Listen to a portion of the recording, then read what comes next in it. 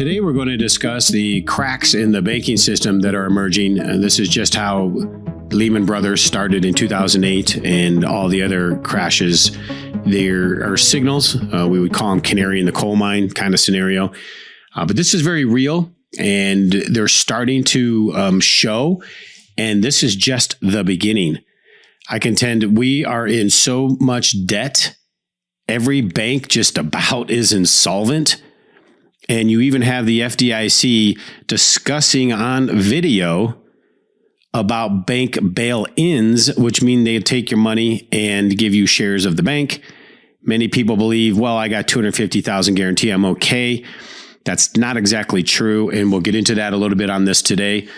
But this is a big deal because it's kind of like the domino effect of the banking system. And there's more to it than just this, but I'm going to list just a handful of them. But there has been even crypto exchanges that have gone down. I'm not even talking about FTX, but there are some big ones.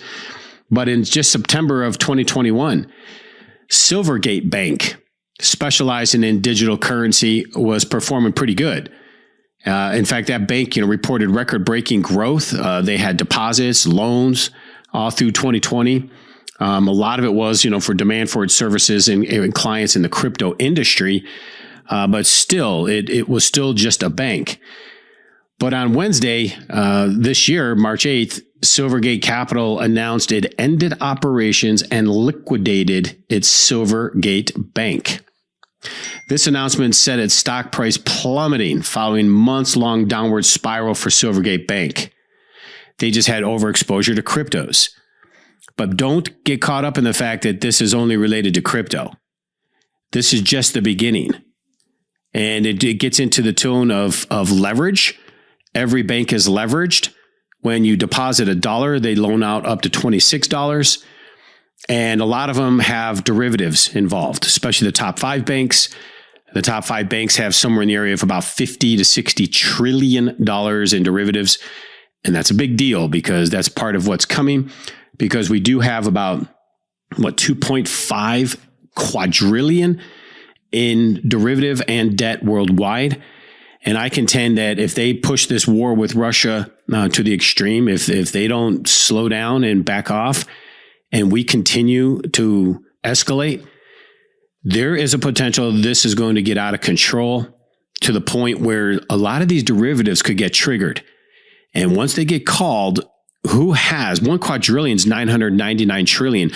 Who has the money for that? Nobody does. So right on the heels of Silvergate Bank going down, Silicon Valley Bank has now informed their clients that wire transfers could be delayed.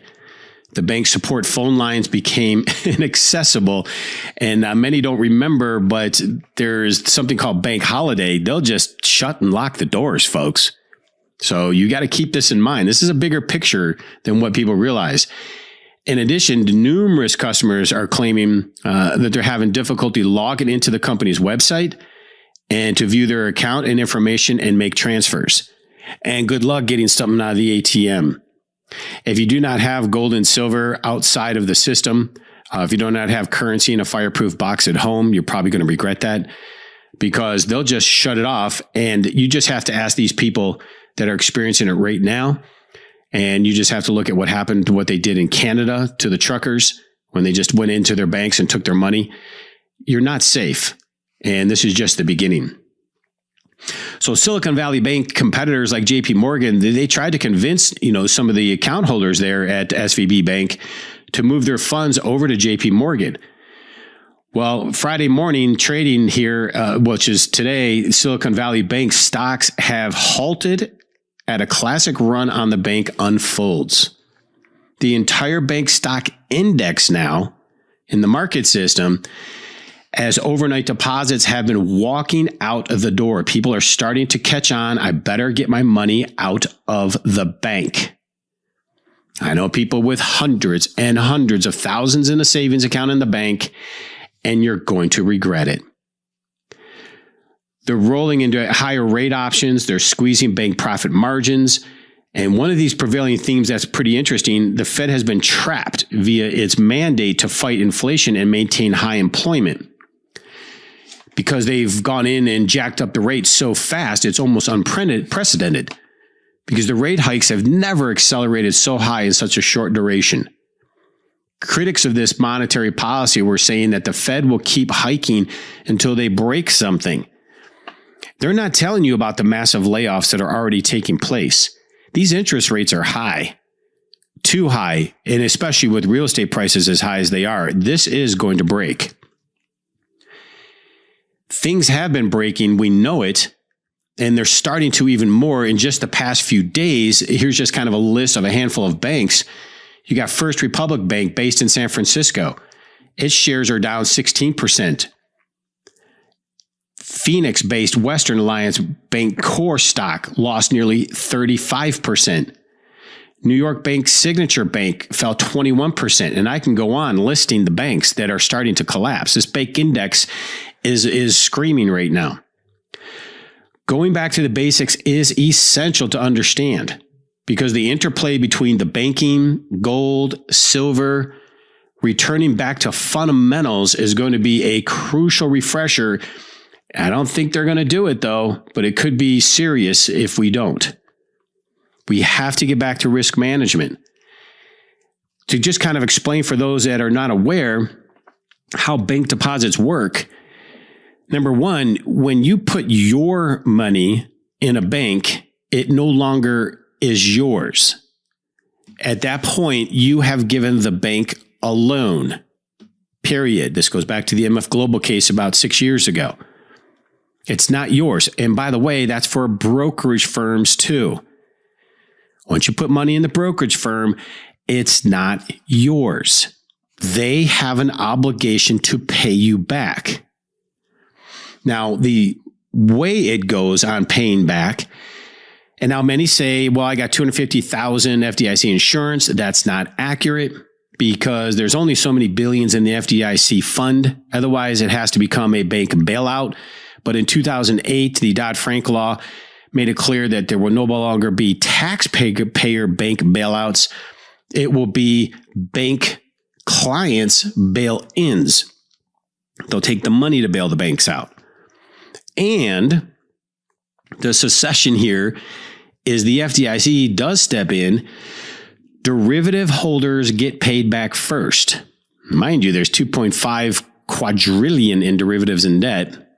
So derivative holders get paid back first. Secured creditors get paid back second. Unsecured creditors get paid back third, and that's us. We're an unsecured creditor.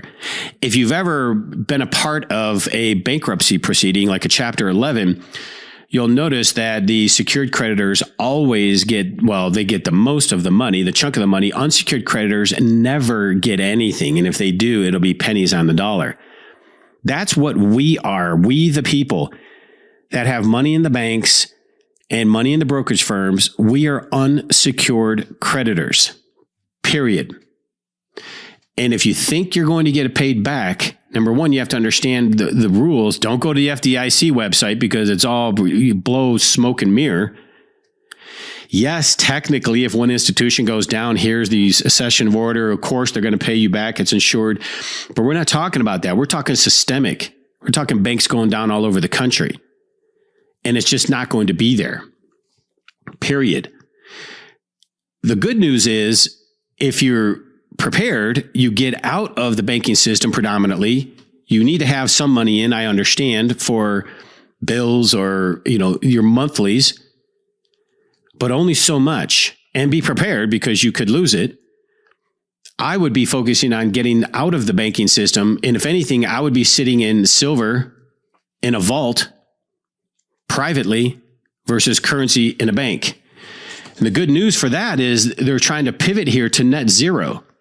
I think it's a lunacy of an idea. I think it's a great idea to some extent, but it's also very lunacy, because it's never going to happen. It's not possible.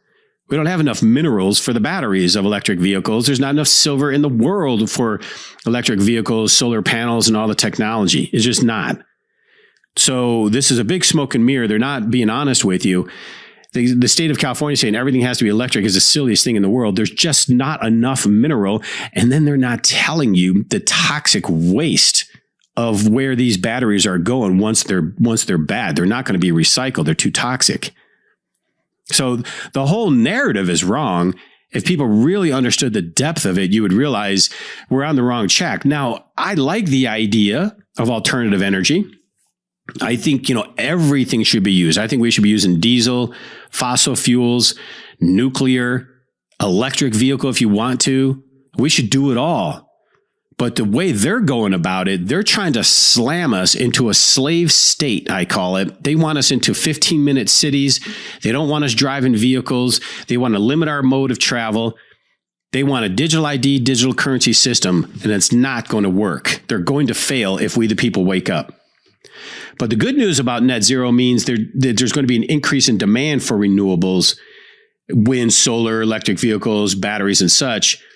But all these applications need a lot of silver. So that's why if you're focused on silver, you'll probably be very happy you did. Moreover, silver's cost of production puts a floor under its price because the spot price is extremely close to the production price right now. So silver seems to have like a limited downside, but yet the upside is going to be absolutely enormous once these derivatives get out of the way and the short naked shorts get out of the way. Silver finds its way. My colleagues in the refining industry will tell you eventually there's going to be probably a 10-to-1 ratio of silver to gold. Right now, that would put silver at $180. And I know we're going there eventually. Right now, the manipulation of silver is purely for the psychological purposes that the dollar is still strong, but it's not. Even if the dollar value is high, it's not strong. We've destroyed our allies with the terrorist attack on Nord Stream 1 and 2. Now we're hurting them with energy. And they're in a lot of trouble over there in Europe as far as recessionary trouble. So these chasms between the price of gold relative to the price of silver historically on the ratio is very interesting because we're at 88 to 1. So it's 1 ounce, it's 88 ounces of silver to 1 ounce of gold right now. And historically it would be 16. Back in 2011, it was 35. So it is a tremendous opportunity as far as timing wise to be taking position in physical silver. Now, the reason why this is all important now and is not just another recession, we'll get through it, no big deal. They'll raise interest rates, everything will slow down, businesses will be destroyed. We'll come out of it and everything will be fine. But that's not true. We've ruined the world as far as the supply chain goes. We're no longer a unipolar world where the United States dollar is the dominant reserve currency. Ever since we've picked a fight with Russia, they even said, Powers, who's at the State Department here for the United States, even slipped up and said that we are at war with Russia. We're just using the Ukrainians to do it. Everybody knows that. Big mistake. And it's backfired tremendously on the West and the United States. It's not hurting the Russian economy. They're pivoting to China and India and others and the BRIC nations. So we're no longer a unipolar world where the dollar is dominant now. I know many people think the dollar is still going to be king, but I have a different opinion on that. I think there's a lot of cash out there, yes, but what does it buy you? And we're losing a lot of good faith because we have taken hundreds of billions from Russia. We're pushing nations around.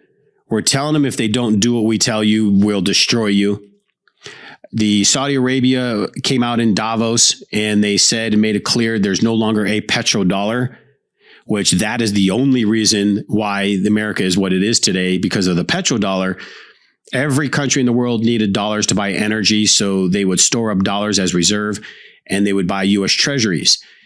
Now that the Saudis said they would accept other currencies for energy, which is huge, that's the reason why we went to war in Iraq and Libya and others, because they were going to start other alternative sources of purchase of energy besides the dollar. But we can't just go and attack Saudi Arabia, so it's over. They now will accept other currencies. So you have about 100 countries lining up with Saudi Arabia and others to buy energy in anything other than a dollar. So now they don't have motivation to hold a dollar anymore, especially U.S. treasuries, which is a really big deal because now we're a multipolar world. I think the Pandora box is open, and I don't think there's any way that they can put it back in. I don't know. We're a pretty creepy nation right now. We're kind of a queer nation in a way, in more ways than just sexually queer. we're really in a bad place morally. We've lost our compass. We're not sticking to truth. We're not sticking to constitutional rights. I mean, you have half the people up there in Congress literally attacking free speech. They're against free speech and your First Amendment rights. You even got Democrats as witnesses who voted for Biden saying this is the scariest thing I never thought I would see in America. I mean, that should tell you something. Democrats are not the blue dog Democrats like I grew up with in Detroit. These are now communists. These are Marxist socialists, and they hate you. They hate Christianity. They hate freedom. They hate free speech. They can't stand debate because they would lose. So now we're in a multipolar world where you have the BRIC nations, Brazil, Russia, India, China, South Africa, and they have a phenomenal organization. Their currencies are backed up by commodities. You have the petro yuan backed up by gold. You have the petro gold back in Russia. And they're a commodity nation. That's why we're trying to go after Russia, number one, because we could destabilize them, break them into 4 parts, and take their 70 trillion in natural resources, sending in our corporate goons to take control. That's what they're really trying to do, but it's not going to work. We've already backfired and failed.